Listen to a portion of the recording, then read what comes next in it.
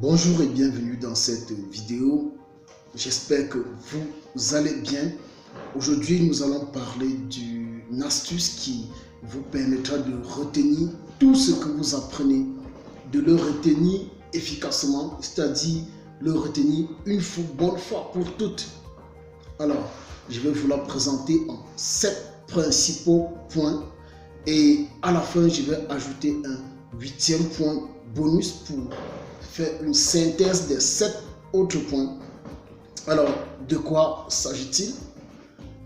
Les recherches des scientifiques ont pu prouver que, premier point, le cerveau de l'homme retient jusqu'à 10% de ce que nous lisons. Ça veut dire que s'il y a un cours de mathématiques ou un cours de géographie et que nous le lisons, nous sommes susceptibles de le retenir à 10%. Bien, deuxième point, le cerveau de l'homme peut retenir jusqu'à 20% de ce que nous entendons. 20% de ce que nous entendons. C'est d'ailleurs pourquoi moi, j'aime beaucoup écouter les audios qui me permettent d'apprendre de nouvelles connaissances, des podcasts en fait.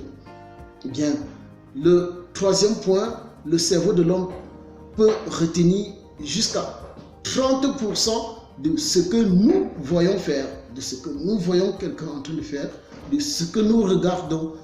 Ça veut tout simplement dire que si nous regardons un film, nous sommes susceptibles de le retenir jusqu'à 30%.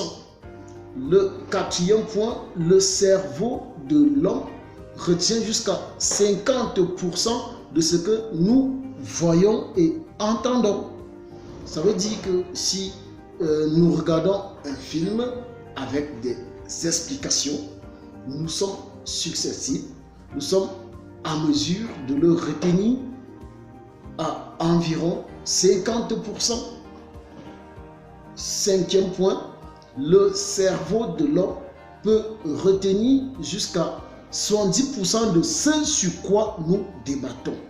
70% de ce sur quoi nous débattons.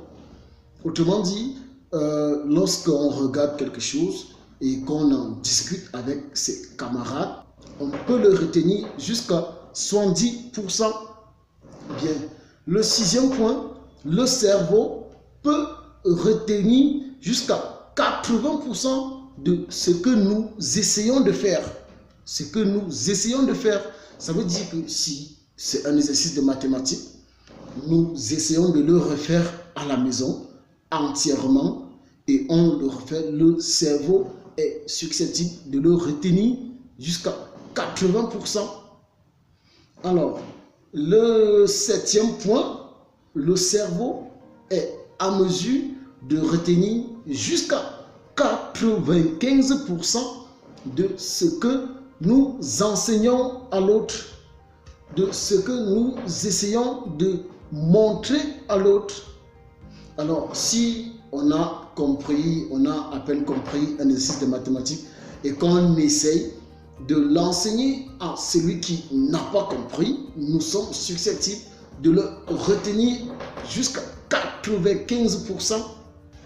Alors, pour le 8e point, sachant que les cerveaux sont différents chez chaque individu et que les capacités de mémorisation sont également différentes chez chaque individu, si un élève, supposons X, prend la peine de suivre son cours en classe et suivre attentivement, ce qui nous renvoie au point numéro 4, et qu'il prenne la peine de le lire tout simplement à la maison, ce qui nous renvoie au point numéro 1, et qu'il prend également la peine d'en parler avec ses camarades, ce qui nous renvoie au point numéro 5, qu'il prenne aussi la peine de le refaire tout seul, ce qui nous renvoie au point numéro 6, puis il essaye de le transmettre, de l'enseigner à ses camarades,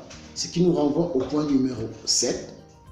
Alors, cet élève, même s'il est médiocre, il va comprendre ce cours comme un génie. Donc, s'il essaie d'assimiler, de mettre en pratique les 7 premières étapes, en 8e étape, il va assimiler son cours ou bien son exercice comme s'il était un génie, et ceci même s'il est médiocre. Voilà, c'était tout pour la vidéo d'aujourd'hui. À très bientôt dans la prochaine vidéo. Si vous avez des commentaires, n'hésitez pas à mettre en bas. Si vous avez des questions, n'hésitez pas à les poser. Et si vous avez aussi des suggestions, n'hésitez pas aussi à en faire. À plus.